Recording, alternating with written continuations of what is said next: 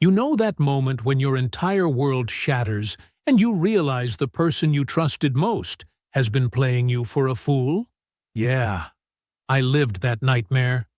3 years ago, my wife Sarah looked me in the eye and told me she was leaving. Not just leaving, but that she'd been cheating on me for 6 months with some CrossFit trainer named Blake. The rage I felt in that moment could have powered a small city. But here's the thing about betrayal. It either breaks you, or it forges you into something stronger. I chose the latter. I refused to be the victim Sarah expected me to be. Instead, I systematically dismantled her fantasy, protected everything I'd built, and reconstructed my life into something far better than what she destroyed. Watching Sarah spiral into regret while I thrived wasn't just revenge. It was justice. If you've ever been betrayed by someone you loved, you'll understand exactly what I'm about to tell you. This is how I turned the worst day of my life into the foundation of something better. Before I go any further, let me know in the comments where in the world you are watching from, and make sure to subscribe, because tomorrow I will share a story you don't want to miss. I came home early from work on a Tuesday afternoon. My project had wrapped up ahead of schedule, and I was thinking maybe Sarah and I could grab dinner somewhere nice. We'd been married 8 years, together for 12, and honestly, I thought we were solid. Sure, she'd been distant lately, spending more time at the gym, always on her phone, but I'd chalked it up to stress from her marketing job. The house was empty when I walked in. Sarah's car was in the driveway, but she wasn't in the living room or kitchen. I called out her name. Nothing. Then I heard voices coming from our bedroom. Her voice and a man's voice I didn't recognize.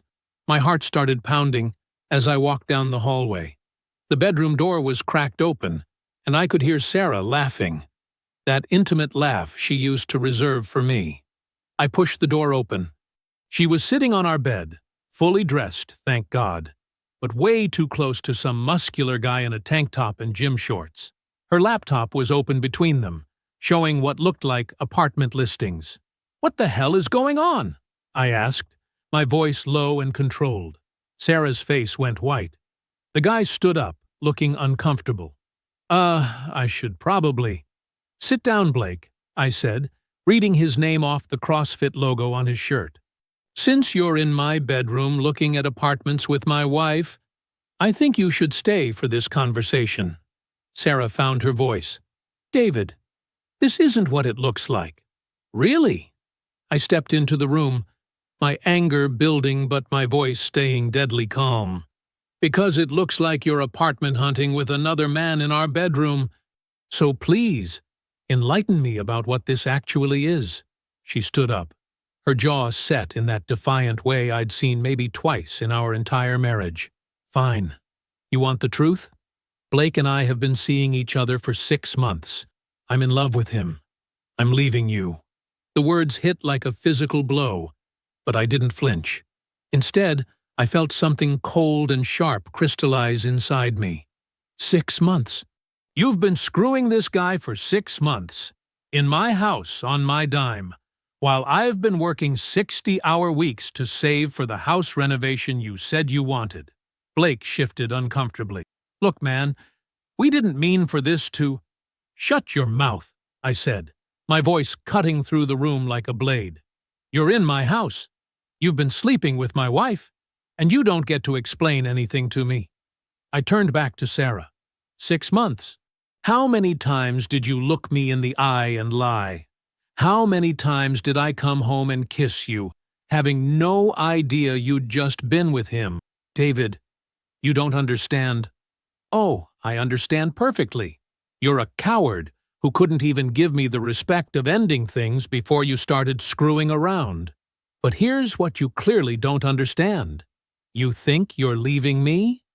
You think you're going to walk out of here and start some perfect new life with CrossFit Ken here? Sarah's face flushed with anger. His name is Blake, and yes, that's exactly what's happening. You're always working, David. You're married to your job, not to me. Blake actually pays attention to me. Makes me feel alive. Spare me the justification speech, I interrupted, stepping closer. You want to know what's actually going to happen? You're going to leave, sure, but not on your terms, not with my dignity, and not with my money. I pulled out my phone and started typing. I'm calling my lawyer right now. You want out? Fine. But you're not getting 1 cent more than the law forces me to give you.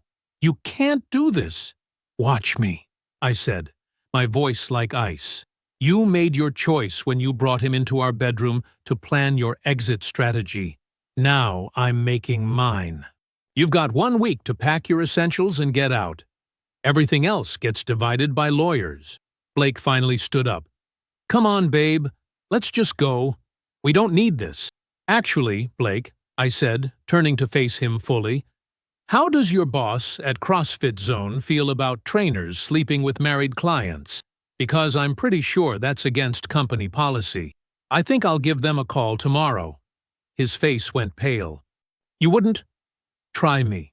You came into my house, disrespected my marriage, and now you're going to learn that actions have consequences.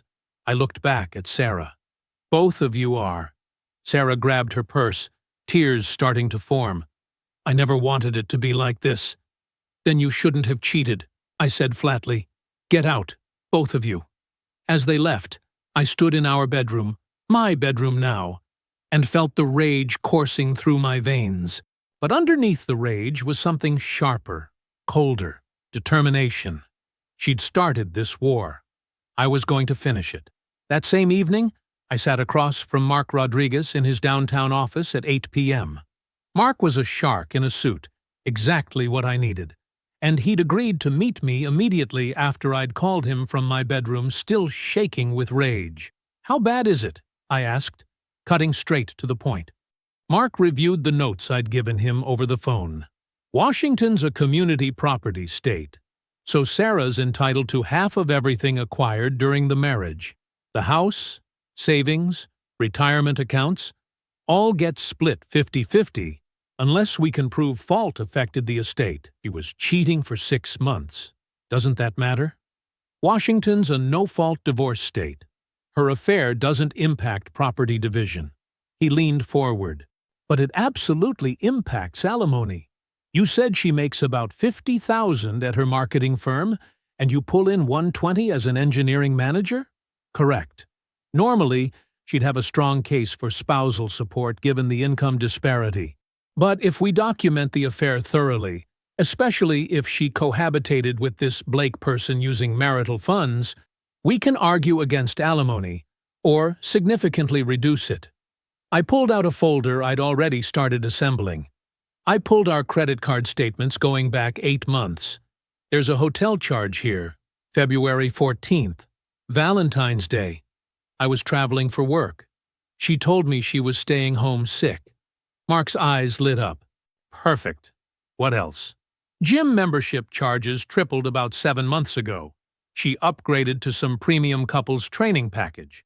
I thought she was just really into fitness. She was financing her affair with marital funds, Mark said, making notes. This is good, David. Really good. Keep digging. Over the next week, I became a forensic accountant of my own life. I found restaurant charges to places Sarah and I had never been together. Hotel bookings in nearby cities when she'd claimed work conferences. A jewelry purchase for $800 that I'd never seen on her. But the real breakthrough came when I checked our phone records. Hundreds of texts and calls to Blake's number, often late at night. Sometimes when I was sleeping in the next room. I felt sick going through it all, but I documented everything with cold precision. I also reached out to everyone who mattered. My parents were horrified and immediately supportive. Sarah's parents were harder. Her mother, Linda, tried to convince me to work it out, to think about the years we'd invested. But Sarah's father, Tom, listened to the whole story in silence. When I finished, he was quiet for a long moment. Then he said, I raised her better than this. I'm sorry, David. Those words meant more than he probably knew. My best friend Jason was ready to confront Blake himself until I convinced him I needed to stay strategic, not violent. Let me destroy him the legal way, I told Jason over beers. That'll hurt more in the long run.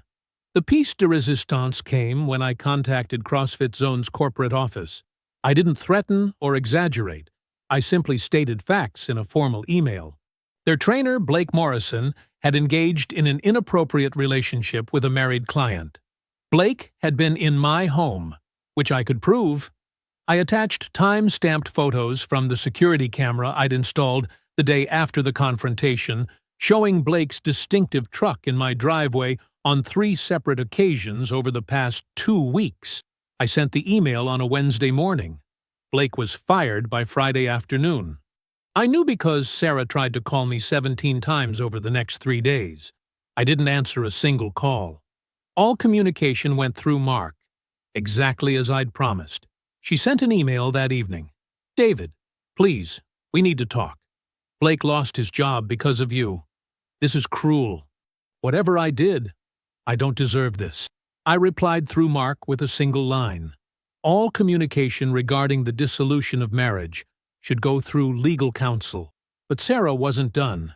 3 days after Blake's termination, my assistant buzzed my office line. David, there's a Sarah Bennett here to see you. She says she's your wife, and it's urgent. I almost said to send her away. Then I reconsidered. Give me 5 minutes, then send her in. I used those 5 minutes to set up my phone to record audio. I wasn't taking any chances. If Sarah wanted to talk, I'd have documentation of every word. When my assistant opened the door, Sarah walked in looking like a completely different person than the defiant woman who'd sat on my bed with her lover just 10 days ago. And I was ready for whatever desperation she was about to throw at me. Sarah walked in looking rough. Her eyes were red, her hair wasn't styled like usual, and she'd clearly been crying recently. The confident woman who'd declared her love for Blake in our bedroom had been replaced by someone who looked desperate and defeated.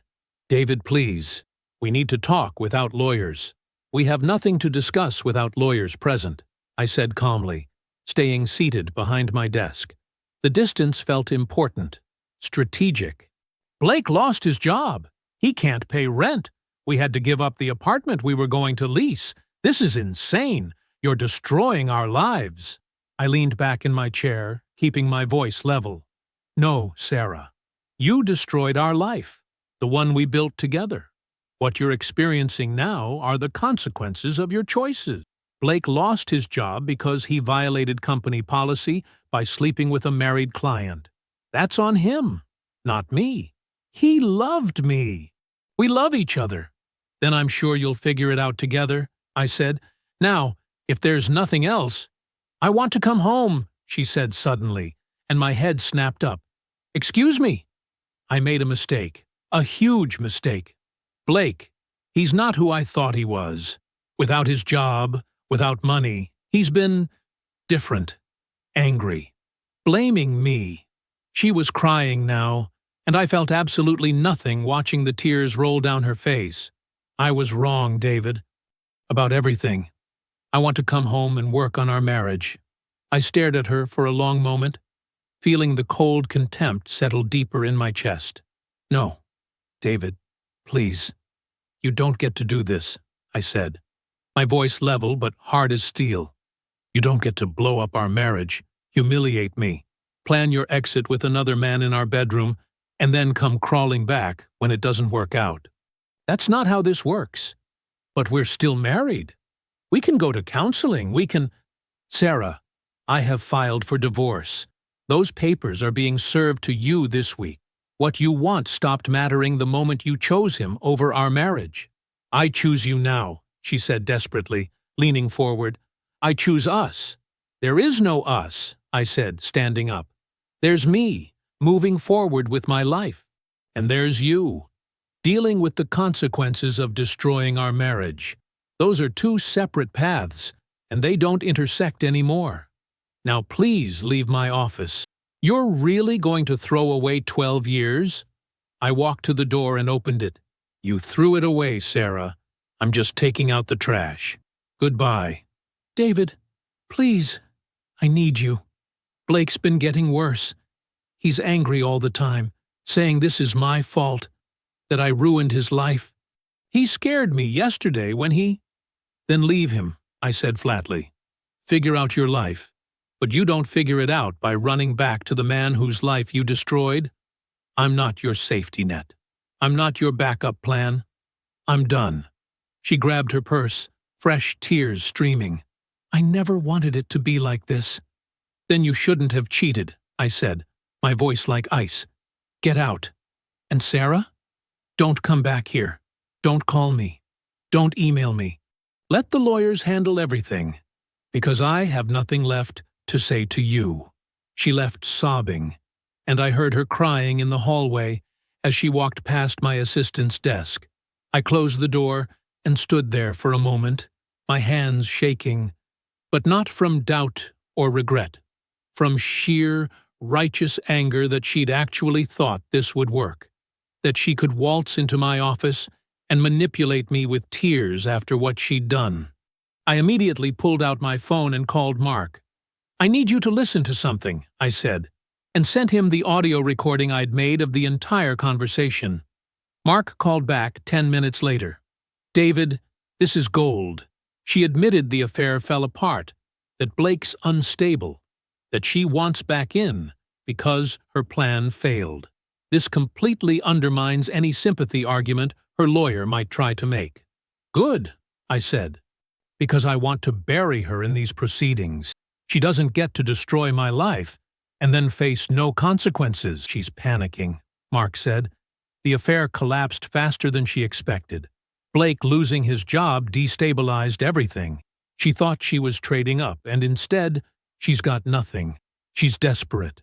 Let her be desperate, I said coldly. Push the divorce through as fast as possible. I want this over with.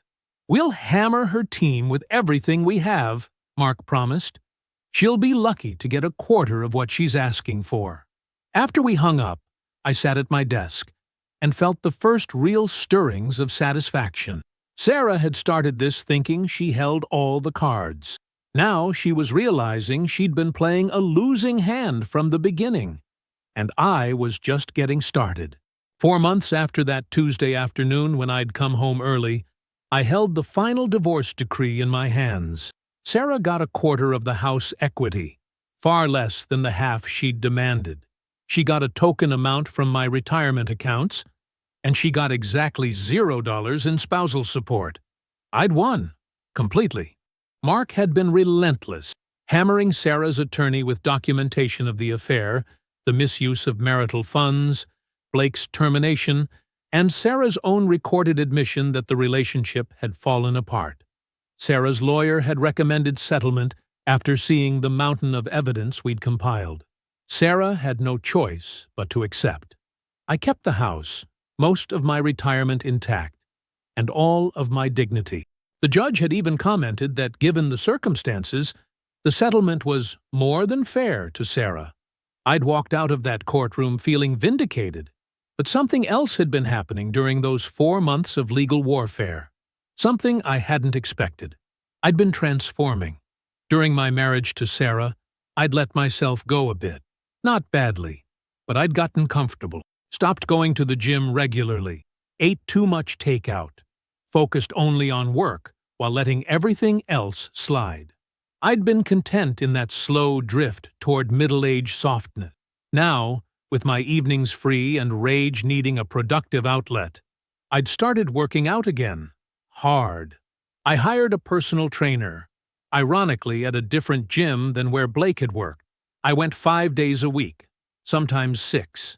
I lifted weights, ran miles, pushed myself until my muscles screamed. Every rep, every mile, every drop of sweat felt like washing away the humiliation Sarah had tried to stamp on me. Within 3 months, I'd lost 20 pounds and put on visible muscle. My clothes fit better. I had energy I hadn't felt in years. I looked in the mirror and actually liked what I saw for the first time in ages. But the physical transformation was only part of it. I'd also thrown myself into work with renewed intensity. Without the distraction of a failing marriage I hadn't known was failing, my performance skyrocketed. I finished projects ahead of schedule.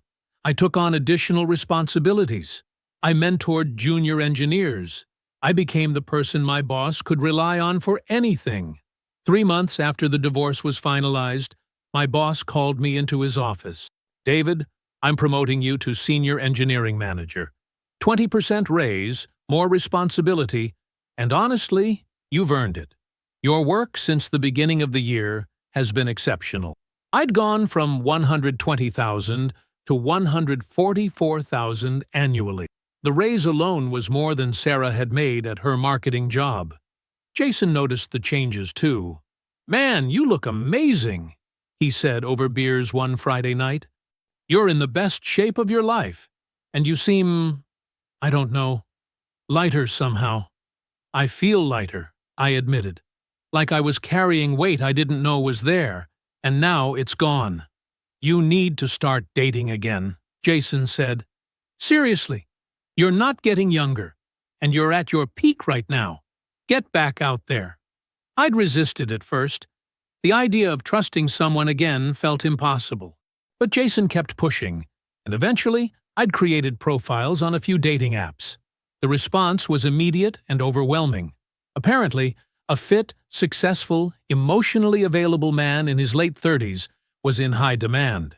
I went on dates, coffee, dinner, drinks. Nothing serious at first because I wasn't ready for that. But it felt good to be wanted, to have interesting conversations with women who actually seemed to respect me. Then, 6 months after the divorce was finalized, I met Rachel. It was at a charity marathon that Jason had convinced me to run. I'd been training for months and felt strong as I crossed the finish line. Rachel had finished just ahead of me, and we'd both been stretching in the recovery area when she'd struck up a conversation. "First marathon?" she'd asked, smiling. "Yeah. You?" "My third. Gets easier every time." She had an infectious smile and bright eyes that crinkled when she laughed. "I'm Rachel." "David." We'd talked for an hour after that race, both of us still in our running gear, sweaty and exhausted but energized by the accomplishment. Rachel was a physical therapist, 33 years old, with a sharp wit and easy laugh. She loved hiking, had strong opinions about the best coffee in Seattle, and was training to climb Mount Rainier the following summer. When she'd given me her number, I'd actually felt nervous in a way that was exciting rather than terrifying. We went on our first date 3 days later. Dinner at a small Italian place she recommended, followed by a walk along the waterfront. We talked about everything: our jobs, our families, our interests. I told her I was recently divorced, but kept the details vague. She'd been understanding without prying. "Everyone has a past," Rachel had said. "What matters is who you are now." By the end of that first date, I'd realized something profound. For the first time in over a year, I felt genuinely happy. Not just the absence of pain, but actual joy. This was what a healthy relationship felt like.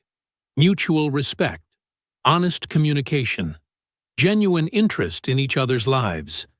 Everything my marriage to Sarah had never been. 1 year after the divorce, I woke up in my completely renovated master suite with Rachel beside me. Sunlight streamed through the new windows, and I could hear birds chirping outside. Rachel stirred, opened her eyes, and smiled at me. "Morning," she murmured. "Morning. Still want to help with the robotics team today?" "Absolutely. Those kids are lucky to have you coaching them." This was my life now, and it was unrecognizable from the wreckage Sarah had left behind. Rachel and I had been together for 6 months, and the relationship was serious. We'd met each other's families over the holidays. My parents loved her immediately, and her parents had welcomed me warmly. We were actively discussing her moving in with me. The house had plenty of space now that I'd renovated it. I'd gutted the master bedroom entirely. New flooring, new paint, new furniture. Everything Sarah had touched was gone. I'd redone the kitchen with modern appliances and a massive island. The backyard had a new deck where Rachel and I had coffee every morning. This wasn't the house I'd shared with Sarah anymore. It was mine. stamped with my choices, my style, my new life. Work continued to soar. 3 months ago, I'd been promoted again, director of engineering now, with a salary over $160,000 annually. I was managing a team of 20 engineers, leading major projects, and being groomed for VP-level positions. My boss had specifically mentioned that I was on a leadership track. I'd even started coaching a youth robotics team on weekends, something I'd always wanted to do, but Sarah had dismissed as a waste of time. "Why would you spend your Saturdays with other people's kids?" she'd asked once. Rachel thought it was wonderful and often came with me to help. Through mutual friends and the inevitable grapevine of a mid-sized city, I heard fragments about Sarah's life. I didn't seek the information out, but it found me anyway. Blake had dumped Sarah about 8 months after the divorce. Jason had heard it from a mutual friend who'd run into Blake at a bar. Blake had apparently moved on to another woman, someone younger with no complicated baggage. Sarah had been devastated. Sarah had moved back in with her parents for a few months before finding a small one-bedroom apartment across town. Tom had mentioned it briefly during an awkward encounter at the grocery store. He'd apologized again, asked how I was doing, and told me Sarah was struggling but trying. Sarah had also been fired from her marketing job. The rumor mill suggested she'd been showing up late, missing deadlines, generally underperforming. Whether that was related to the Blake situation or just Sarah's life falling apart, I didn't know and didn't care. Jason's wife, Michelle, had run into Sarah at Target and reported back that Sarah had gained significant weight. "I almost didn't recognize her," Michelle had said. "She looked rough, really rough." I'd processed all this information with complete emotional neutrality. Not schadenfreude, not pity, just absolute absence of concern. Sarah was no longer my problem in any capacity. Then Rachel and I took a long weekend trip to the San Juan Islands. We'd rented a small cabin, hiked coastal trails, eaten fresh seafood, and just enjoyed being together without work or responsibilities. On our last evening, we'd walked along a beach at sunset. The sky was painted orange and pink, waves lapping gently at the shore. I'd been carrying the ring in my pocket for 2 weeks, waiting for the right moment. This was it. "Rachel," I said, stopping and turning to face her. She looked at me, and something in my expression made her eyes widen. "David." I got down on one knee, pulled out the ring, and said the words I'd been rehearsing. "You've made me happier than I ever thought possible. You're my best friend, my partner, the person I want to build a life with. Will you marry me?" "Yes," she said immediately, tears already streaming down her face. "Yes, of course, yes." I slid the ring onto her finger, stood up, and kissed her, while the sun set behind us. It was perfect. She was perfect. This moment was everything I'd never had with Sarah. Genuine, joyful, built on a foundation of honesty and mutual respect. We spent the drive home planning. A spring wedding, we decided. Something intimate but beautiful. Neither of us wanted anything huge, just the people who mattered most. When we got back, I posted a single photo on social media. Just Rachel and me on that beach, her hand showing the ring, both of us grinning like idiots. The caption was simple. "She said yes, starting our forever." The reactions poured in immediately. Friends and family congratulating us, celebrating our happiness. My parents commented with heart emojis. Jason wrote, "About damn time, brother." Rachel's sister posted a string of excited messages. I scrolled through the notifications, feeling genuinely content. Then I saw it, buried among the hundreds of likes and comments. A message request from Sarah. I stared at it for a moment. Rachel was in the kitchen making tea, humming happily. I could delete it, I thought. Just pretend I never saw it. But curiosity won out. I opened the message. It was long, rambling, desperate. "David, I saw your post. I'm happy for you. I really am. But I need to talk to you. Please. It's important. Not about us, but I just need your help with something. Please call me. I showed Rachel. Should I even respond? She read it, her expression thoughtful. That's up to you. But if you do, I want to be there. I loved that. Trust without insecurity. Sarah would never have been that secure. I typed a simple reply. Sarah, we have nothing to discuss. I wish you well. But please don't contact me again. Sarah didn't respect my boundary. Over the next week, she called 3 times. I didn't answer any of the calls. She left one voicemail that I deleted without listening to. I'd meant what I said. We had nothing to discuss. Then, on a Saturday afternoon, about a week after my text, I was doing yard work. Rachel had driven to visit her sister for the day, so I was alone, raking leaves and enjoying the autumn sunshine. A car I didn't recognize pulled into my driveway. Sarah got out, and I barely recognized her. She'd gained at least 60 pounds, maybe more. Her face was fuller. Her body had changed completely. Her hair was pulled back in a messy ponytail, and her clothes, baggy sweatpants and an oversized hoodie, looked like she'd just rolled out of bed. But it was her eyes that struck me most. They looked exhausted in a way that went far beyond physical tiredness. "David, please, I just need 5 minutes," she said, walking toward me across my lawn. I put down the rake, keeping my voice firm. "Sarah, you need to leave. Now. I know you're engaged. I saw the post. She's beautiful, and I'm happy for you. But please, I just need to talk. We have nothing to talk about." "Yes, we do." Her voice cracked, and tears were already forming. "My life is a disaster, David. Blake left me. I lost my job. I'm barely keeping it together. And seeing you so happy, knowing what I gave up." "Stop," I said, my voice hard as steel.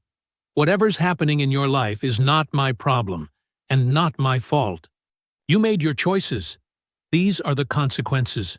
I know I screwed up." She was crying openly now, standing in my driveway making a scene.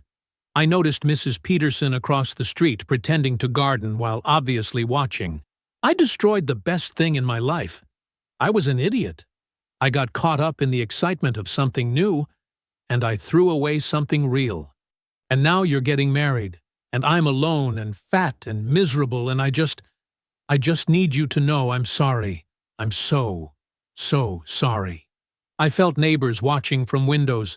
This was getting out of hand, and I needed to shut it down. "Sarah, I accept your apology. Now please leave." "Do you really?" she asked, looking up at me with desperate, pleading eyes. "Do you forgive me?" "I forgive you in the sense that I don't carry anger toward you anymore. But forgiveness doesn't mean reconciliation or friendship. It means I've let go and moved on, which is what you need to do." "I can't move on." Her voice rose, verging on hysterical. "I see what I lost every day. You're successful, fit, happy, engaged to a beautiful woman, and I'm living in a 1-bedroom apartment eating ice cream every night and crying." "Sarah," I said, and my voice wasn't cruel, just absolutely final. "What did you think was going to happen? You cheated on me with a gym trainer who had no real career prospects beyond working at a gym. You blew up a stable marriage for an affair that was never going to last. I'm not happy because you left. I'm happy because I rebuilt my life without you. That's not my fault, or my problem to solve." She wiped at her tears with her sleeve, looking pathetic in a way that stirred no sympathy in me whatsoever. Could you ever see us trying again? In the future, maybe. And there it was, the real reason she'd come. "No," I said simply. "Never. Not in any version of the future. I'm engaged to Rachel. I'm building a life with her. And you are completely in my past. You need to accept that and move forward with your own life." "How?" she asked, her voice breaking completely. "How do I move forward when I ruined everything? The same way I did. Therapy, probably. Focus on yourself. Make better choices. But you don't do it by showing up at your ex-husband's house begging for a second chance that doesn't exist. I walked past her to her car and opened the driver's side door. The gesture was clear. This conversation was over. You need to leave now, Sarah. Don't come back here. Don't contact me again. Let me be happy, and figure out how to be happy yourself. She looked at me one more time, mascara running down her face, and I felt absolutely nothing. No satisfaction, no guilt, no anger. Just the desire for her to be gone so I could get back to my life. She got in the car, still crying, and backed out of my driveway without another word. I watched her drive away, then picked up my rake and went back to work on the yard. Mrs. Peterson gave me a thumbs up from across the street. I nodded back. When Rachel came home that evening, I told her what had happened. She hugged me and said, "I'm proud of how you handled that." I just told her the truth. "Exactly," Rachel said. "You didn't gloat, you didn't rub it in, you just set a boundary and held it. That's hard to do." That night, lying in bed with Rachel beside me, I felt something click into place. The final chapter of the Sarah story was closed, not with drama or revenge, but with simple, definitive closure. I was free. 1 month after Sarah's driveway breakdown, my phone rang showing an unfamiliar number. I almost didn't answer. I'd learned to be wary of unknown callers, but something made me pick up. "Hello? David, it's Tom, Sarah's father. I hope it's okay that I'm calling. I got your number from Jason." I sat up straighter on my couch. Rachel glanced over from where she was reading, raising an eyebrow questioningly. I mouthed, "Tom," and she nodded, understanding immediately. "It's fine, Tom. What's going on?" "I wanted to apologize for what Sarah did to you, during the marriage and after. And I wanted to thank you for how you handled things when she showed up at your house last month. She told me about it. I just told her the truth. Nothing more." "Well, the truth was what she needed to hear." Tom's voice was heavy, tired. "Sarah's been living in a fantasy world for a long time, David. I don't think Linda and I realized how bad it had gotten until everything fell apart. We failed you, and we failed her by not teaching her better. Tom, you don't need to apologize for her choices." "Yes, I do. Because I raised her, and somewhere along the way, she learned that she could run from consequences. We made it too easy for her growing up, fixed all her problems, bailed her out of every mistake. When she came back after Blake left, we did it again. We let her hide with us instead of facing what she'd done. I didn't know what to say to that, so I stayed quiet." Tom continued, "I wanted you to know that she's finally started seeing a therapist. Not because we forced her, but because after your conversation in your driveway, something clicked. She realized she couldn't manipulate her way back into your life, couldn't charm or cry her way out of the hole she'd dug. So she's actually trying now. She joined a weight loss program. She's looking for a new job. She's trying to put her life together." "I'm glad to hear that," I said, and I meant it. Not because I cared about Sarah specifically, but because people should try to improve their lives. "I also wanted to tell you something else." Tom paused, and I could hear him taking a breath. "Linda and I are proud of how you handled everything. You had every right to be vindictive, to drag Sarah through the mud publicly, to make her life hell. But you just moved on. You built something better. That takes real character, David. More character than I think I would have had in your situation." His words hit me harder than I expected. "I appreciate that, Tom. Really. You deserved better than what Sarah gave you.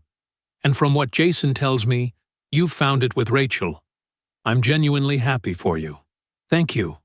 "One more thing," Tom said, his voice getting quieter. "Linda and I have decided not to invite Sarah to family holidays this year. Thanksgiving, Christmas, all of it. She's not happy about it, but it's necessary." "That seems harsh." "It's not punishment," Tom interrupted. It's necessity. Sarah needs to build her own life instead of hiding with us. She needs friends, a career, her own support system. Every time we let her come back and lean on us, we're enabling her to avoid growing up. She's 35 years old, Dave. It's past time. I understood what he was really saying. They were forcing Sarah to face the consequences of her actions without a safety net. It was probably the most loving thing they could do for her, even if it didn't feel like love. That's a hard choice to make, I said, but probably the right one. I hope so. I really do. Tom sighed. Anyway, I should let you go. I just wanted you to know that we understand what happened, where the fault lies, and that you have our respect. Take care of yourself, David, and take care of Rachel. Don't let what Sarah did make you afraid to trust again. I won't, I promised. And Tom, thank you for calling. It means more than you probably realize. After we hung up, Rachel set down her book.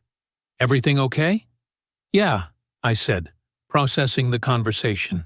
Sarah's father called to apologize and to tell me Sarah's finally getting help. They're also cutting her off from family events to force her to build her own life. Rachel came over and sat beside me, taking my hand. How do you feel about that? Honestly? Relieved. Not because Sarah's struggling, but because the people who matter understand what actually happened. Tom and Linda know the truth. They're not making excuses for her, and they're trying to help her the right way. That validation means something. You're a good man, Rachel said, kissing my cheek.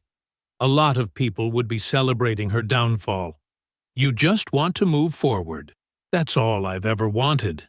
To move forward and be happy. Well, Rachel said, smiling, we've got a wedding to plan. Let's focus on that. She was right. Sarah's story was her own to write now. Mine was moving in a completely different direction, toward a spring wedding, toward a life with Rachel, toward a future that had nothing to do with the past Sarah had destroyed. I pulled Rachel close and felt genuinely grateful. Tom's call had given me something I hadn't realized I needed. Acknowledgement from someone in Sarah's own family that I'd handled an impossible situation with dignity. That validation closed a door I hadn't known was still slightly ajar. Now it was fully shut, locked, and I was walking away without looking back. The following spring arrived with perfect weather. Warm sunshine, gentle breeze, and a sky so blue it looked photoshopped. Rachel and I stood outside the restored barn venue we'd chosen, greeting guests as they arrived for our wedding. 150 people. Friends, family, colleagues, everyone who mattered to us. My parents arrived early, my mother already crying happy tears before the ceremony even started. Rachel's parents pulled up right behind them, her father carrying a box of last-minute decorations Rachel's sister had forgotten. Jason, my best man, clapped me on the shoulder. You ready for this? More ready than I've ever been for anything. Good answer, he grinned. Rachel's amazing, man. You got it right this time. I knew what he meant by this time, but the comparison didn't sting anymore. My first wedding to Sarah felt like it had happened to a completely different person. That David had been naive, complacent, blind to problems festering under the surface. This David knew what real partnership looked like. The ceremony began at 4 o'clock. I stood at the altar with Jason beside me, watching as the wedding party walked down the aisle.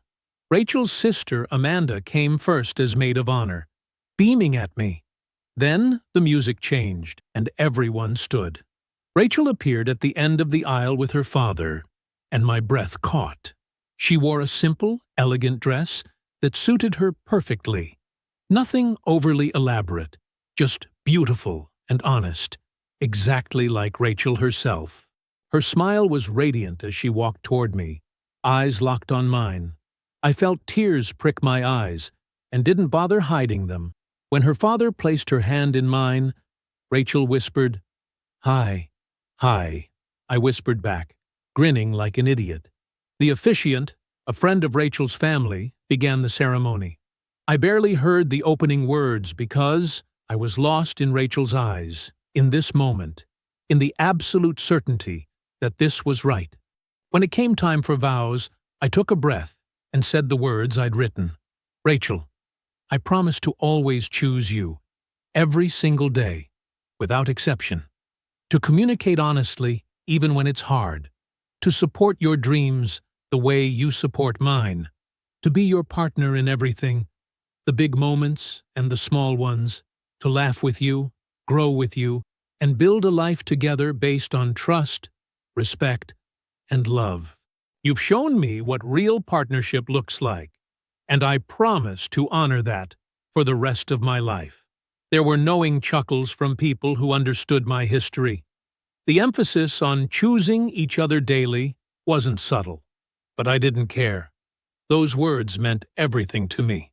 Rachel squeezed my hands, tears streaming down her face as she spoke her own vows. David, you've shown me what it means to be truly seen and valued. I promise to always be honest with you, to face challenges together rather than alone, to celebrate your successes and support you through struggles. I promise to choose you every single day, without exception. I love you completely. Always, I whispered, and she smiled through her tears. I now pronounce you husband and wife, the officiant said. David, you may kiss your bride. I kissed Rachel as everyone applauded, and it felt like the beginning of everything good in my life. Not an ending of the bad, but a true beginning of something better. The reception was exactly what we'd wanted. Joyful, full of laughter and dancing, speeches from people we loved. My father gave a toast about watching me grow into the man I'd become, getting choked up when he talked about how proud he was. Rachel's mother spoke about how perfect Rachel and I were together, how we brought out the best in each other. Then Jason stood up with his champagne glass, and the room quieted. I've known David for 15 years, Jason began. I've seen him at his best and at his worst. I've watched him face challenges that would have broken a lot of people. And what I've learned is that David doesn't just survive, he transforms. He takes whatever life throws at him and uses it to become stronger, better, more focused on what actually matters. He turned to Rachel. And Rachel, you're getting a man who knows exactly what he has because he knows what it's like to be undervalued. He'll never take you for granted. He'll choose you every day, just like he promised. Jason raised his glass. To David and Rachel, may your marriage be everything you both deserve. Everyone drank, and I felt my throat tighten with emotion. Rachel and I had our first dance to a song we'd chosen together, swaying in the center of the floor while everyone watched. I dipped her dramatically at the end, and she laughed, that beautiful, unguarded laugh I'd fallen in love with. This is perfect, she whispered as I pulled her back up. You're perfect, I said. We're perfect, she corrected. The party continued late into the evening. I danced with my mother, with Rachel's mother, with Amanda. Rachel danced with both our fathers. We cut the cake, tossed the bouquet, and celebrated with everyone who'd supported us. As the night wound down and guests started leaving, I stood with Rachel on the barn's porch, watching the stars come out. Ready to start our forever? Rachel asked, leaning against me. I've been ready since the day I met you, and I meant every word. This wasn't just a wedding. It was a declaration that I'd moved beyond survival into something better. I'd rebuilt my life from ruins, and this moment, with Rachel's hand in mine, and our future stretching ahead, was proof that sometimes the worst things that happen to us lead to the best things we'll ever have. I sat in Emma's nursery at 2 a.m, feeding my 1-year-old daughter while Rachel slept down the hall. Emma had my eyes and Rachel's smile, and she looked up at me with that trusting gaze that never failed to make my heart swell. 3 years had passed since Rachel and I got married. 6 years total since Sarah had shown up in my driveway begging for a second chance she would never receive. I hadn't spoken to Sarah once in those 3 years, hadn't thought about her in months. My life now was almost absurdly perfect compared to the wreckage of 6 years ago. Emma finished her bottle and let out a satisfied sigh, her tiny hand gripping my finger.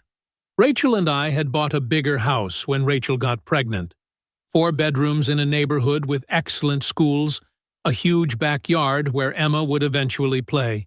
We'd moved in just before Emma was born, and it felt like home in ways my old house never had, even after the renovations. Work had continued its upward trajectory. I was now vice president of engineering at my company, overseeing multiple teams and major projects. My salary had climbed past $200,000 annually. I'd become exactly the kind of leader I'd always wanted to be: supportive, strategic, focused on developing talent rather than just extracting it. Rachel had opened her own physical therapy clinic 2 years ago. It had been a risk, but the business was thriving now with 3 other therapists working under her. She loved the autonomy, loved helping people recover from injuries and regain their mobility. She'd taken only 3 months of maternity leave before returning to work part-time, and we'd figured out a childcare arrangement that worked for our family. We were happy in a way that was boring and stable and absolutely perfect. Date nights every Friday when Emma stayed with my parents. Weekend hikes with Emma in a carrier on Rachel's back. Sunday morning pancakes where Emma made an adorable mess with her hands. The kind of ordinary, beautiful life I'd never had with Sarah. Through the inevitable small-town information network, I'd heard fragments about Sarah's life over the years. I never sought the information out, but mutual acquaintances occasionally mentioned her. Sarah had moved to Portland about 2 years ago for a fresh start. Tom had told Jason, who'd mentioned it to me in passing. Sarah was working in digital marketing for some tech startup. She'd lost some of the weight she'd gained, but never got back to where she'd been. According to her Facebook profile, which I'd looked at exactly once out of idle curiosity, she was still single. I hoped she'd found some measure of peace and stability. Not because I cared about her specifically, but because I'd learned that happiness wasn't a zero-sum game. Me being happy didn't require her to be miserable. Her being happy wouldn't diminish what Rachel and I had built. But what I knew with absolute certainty was this: Sarah had destroyed our marriage for a fantasy that lasted less than a year. She'd traded stability, genuine love, and real partnership for excitement that fizzled the moment real life imposed consequences. While I'd been drowning in anger and betrayal 6 years ago, I'd used that energy to rebuild myself into someone stronger, better, more focused. Sarah had wanted to leave me behind and start fresh with Blake. Instead, I'd left her behind in every way that actually mattered. Emma started to drift off in my arms, her breathing becoming slow and regular. I stood carefully and carried her back to her crib, laying her down gently. She stirred slightly but didn't wake. I stood there watching her sleep, thinking about the journey that had brought me here. That Tuesday afternoon when I'd come home early and found Sarah planning her escape with Blake, that had felt like the end of my world. The devastation, the betrayal, the certainty that my life was over. But it hadn't been an ending. It had been a catalyst. I looked at the life I had now. Rachel, who chose me every single day, and who I chose right back. Emma, who would grow up seeing what a healthy partnership actually looked like. A career I was proud of. Financial security. Genuine friendships. The respect of people who mattered. Sarah hadn't just lost me. She'd lost the person I became after her, and that person was someone I was genuinely proud to be. Karma hadn't just caught up to Sarah. Karma had lapped her completely while I sprinted ahead into a better life. Rachel appeared in the doorway, sleepy and beautiful. "Everything okay?" "Everything's perfect," I said, walking over to her. She took my hand, and we walked back to our bedroom together. Neither of us spoke, but we didn't need to. We understood each other in ways that went beyond words. I climbed back into bed beside my wife, in our house, thinking about our daughter sleeping peacefully down the hall. This was what winning actually looked like. Not revenge or schadenfreude or watching someone else fail. Just building something so good, so solid, so real, that the past became completely irrelevant. Sarah's betrayal, once the worst thing that ever happened to me, had become the catalyst for the best thing. And that, more than any revenge I could have planned, was the most satisfying ending I could have asked for. I fell asleep with Rachel's hand in mine, grateful for every twist and turn that had led me exactly here. I believe stories such as this find us for a reason. If this one touches you, please subscribe. I share a new one every day. In the meantime, there are 2 stories on the screen that are even better.